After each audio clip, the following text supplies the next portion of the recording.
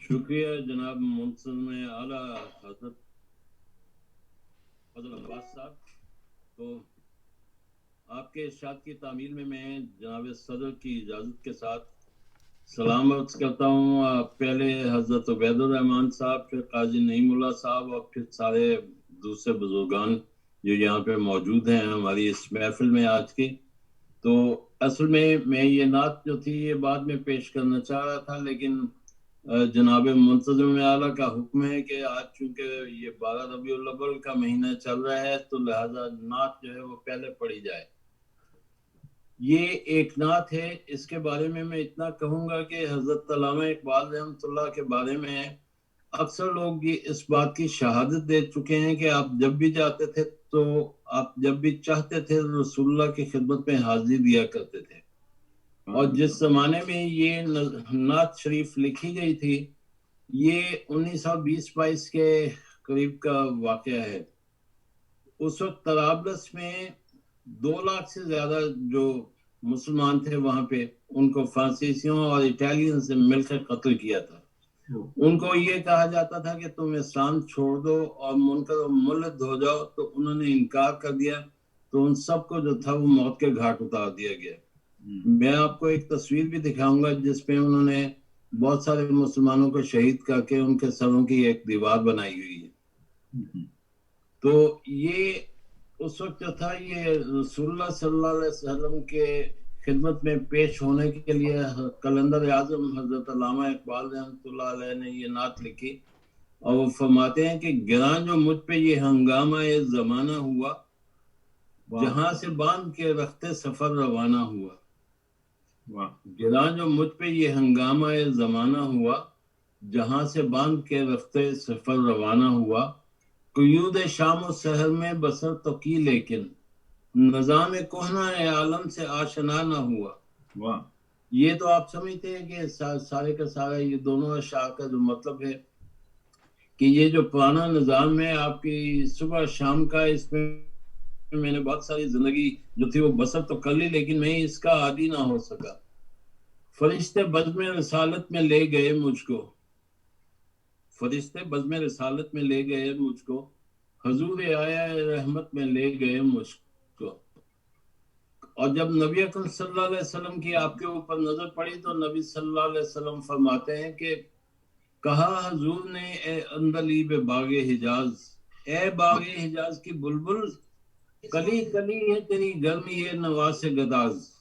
تو جو کہتا ہے، تو جو پڑھتا ہے، تیری آواز کی گرمائش کے ساتھ جو ہے وہ باغ حجاز کی ایک ایک کلی، ایک ایک پھول جو ہے وہ گداز ہوا چاہتا ہے. اے اندلیب باغ حجاز، کلی کلی ہے تیری گرمی ہے نواز گداز، ہمیشہ سر خوش جامع ولا ہے دل تیرا. موضوع صاحب سب کو انمیوٹ کر، میں میوٹ کر رہا ہوں سب کو، تو آپ اپنے آپ کو انمیوٹ کریں کیونکہ یہ پتہ نہیں کہاں سے آواز آ رہی ہے، تو انمیوٹ کر لیں اپنے آپ کو. محدود عالم صاحب جی کر لیا آپ کے حکم کی تعمیل ہوگی. اب یہ نبی اکرم صلی اللہ علیہ وسلم نے جب آپ کو دیکھا علامہ اقبال کو وہاں پہ، تو انہوں نے فرمایا کہ کہا حضور نے اے اندلیب باغ حجاز، کلی کلی ہے تیری گرمی ہے نواز گداز، کہ اے باغ حجاز کی بلبل، ایک ایک پھول جو ہے باغ حجاز میں کھلا ہوا تیری وہ آواز کی گرمی اور اس کے اثر سے جو ہے وہ گداز ہوا چاہتا ہے. اور پھر آپ نے فرمایا حضور نے کہ ہمیشہ سر خوش جامع ولا ہے دل تیرا، کہ تیرا دل جو ہے وہ ہمیشہ ایک اچھے جام، خوش طبیعت کو خوش کر دینے والے خوش کن جام کی طرح ہوتا ہے. اور فتادگی ہے تیری غیرت سجود نیاز، اور تیری عاجزی اور تیری انکساری اور جو تیری خودداری ہے اس سے تیرے سجدوں کو غیرت آتی ہے. اور پھر آپ نے فرمایا کہ اڑا جو پستی ہے دنیا سے تو سوئے گردوں، اڑا جو پستی ہے دنیا سے تو سوئے گردوں، سکھائی تجھ کو ملائک نے رفعت پرواز. یہ بھی آپ سمجھتے ہیں کہ اس کا کیا مطلب؟ نکل کے باغ جہاں سے برنگ بو آیا، کہ تو دنیا سے खुशबू की मानिंद जो था वो निकल आया, अपने आप को उस मादियाती जिंदगी से अपने आप को आजाद कर लिया।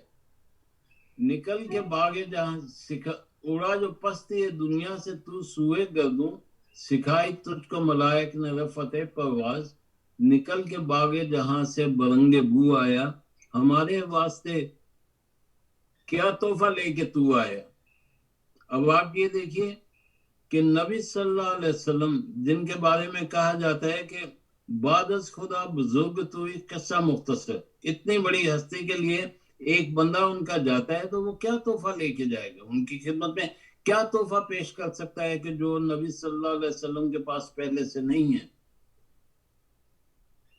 जिस वक्त आपने फरमाया कि हमारे वास्ते क्या तोहफा लेके तू आया, तो हजरत अल्लामा इकबाल रहमतुल्लाह अलैह ने जवाब दिया, हजूर दहर में आसूदगी नहीं मिलती, हजूर दहर में आसूदगी नहीं मिलती, तलाश जिसकी है वो जिंदगी नहीं मिलती। कि जमाने में वो आसूदगी और वो सुख चैन नहीं है जिसके सब लोग मुतमन्नी हैं। लेकिन आपने कहा कि हजारों लाला और गुल हैं रियाज हस्ती में, वफा की जिसमें वो कली नहीं मिलती। कि इतने सारे मुख्तलिफ किस्म के फूल लाला और गुल खिलते हैं, लेकिन वफा की बू किसी में, जिस कली में वफा की बू हो वो कली नहीं खिली कभी, और ना ही मुझे कभी नजर आई है। हजारों लाला और गुल हैं रियाज हस्ती में, वफा की जिसमें हो बू वो कली नहीं मिलती। मगर नजर को मैं एक आबगीना लाया हूं, आपने फरमाया कि आपकी नजर करने के लिए मैं ये एक आबगीना लाया हूं। आबगीना कहा जाता है ऐसी चीज जिसमें पानी भर के तो ले जाया जाए। आमतौर पे ये आबगीना जो है शीशे का एक जग होता है जिसको आबगीना कहा जाता है। मगर नजर को मैं एक आबगीना लाया हूं, जो चीज इसमें है जन्नत में भी नहीं मिलती। आप अंदाजा करें कि कौन सी ऐसी चीज है जो वो अल्लामा साहब जो कलंदर इकबाल जो थे वो रसूलुल्लाह को बतौर तोहफा देने के वो वहां पे लेके गए रसूलुल्लाह की खिदमत में। इसलिए आप थोड़ा सा वो करें। मैं यहाँ पे आपको एक तस्वीर दिखाना चाहता हूँ।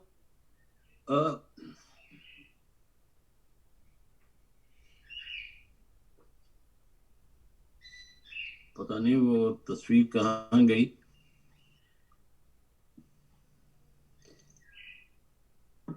ये आप थोड़ा सा इसको वो करें। मेरे नोट आता है only the host can share in this meeting. मैं एक तस्वीर शेयर सबको दिखाना चाह रहा था। वो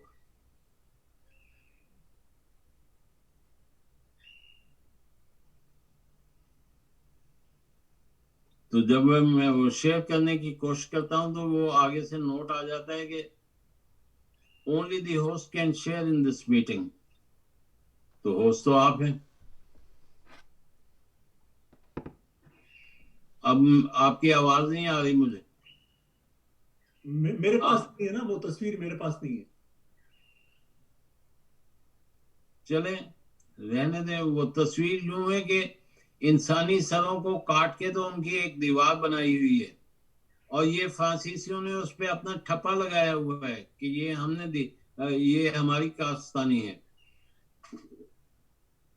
तो मैं ये अर्ज कर रहा था कि वो आपने जब पूछा ना कि निकल के बागे जहां से बरंगे बू आया, हमारे वास्ते क्या तोहफा लेके तू आया, तो आपने जवाब दिया कि हजूर दहर में आसूदगी नहीं मिलती, तलाश जिसकी है वो जिंदगी नहीं मिलती। हजारों लाला और गुल हैं रियाज हस्ती में, वफा की जिसमें हो बू वो कली नहीं खिलती। मगर नजर को मैं एक आबगीना लाया हूं, जो चीज इसमें है जन्नत में भी नहीं मिलती। झलकती है तेरी उम्मत की आबरू इसमें, तराबलस के शहीदों का है लहू इस पे। अब आप खुद अंदाजा लगाइए कि वो तराबलस के शहीदों का लहू क्यों लेके गए थे हजूर की खिदमत में। उसका मकसद ये था कि आपको बताया जाए कि आपकी उम्मत के साथ ये कुछ हो रहा है दुनिया में, थोड़ी सी नजर कम फरमाइए और अल्लाह ताला से हमें आसानी और आज़ादी दिलवाइए इन मनहूस लोगों से। یہی یہ نعت ہے جو میں آج سب کی خدمت میں پیش کرنا چاہ رہا تھا. منتظم اعلیٰ جناب فضل عباس صاحب، آپ کا بے حد شکریہ، اور صدر محترم کا بھی شکریہ جنہوں نے مجھے آج یہ علامہ صاحب کی یہ نعت شریف آج کے اس محفل میں پڑھنے کی اجازت عطا فرمائی. ماشاءاللہ.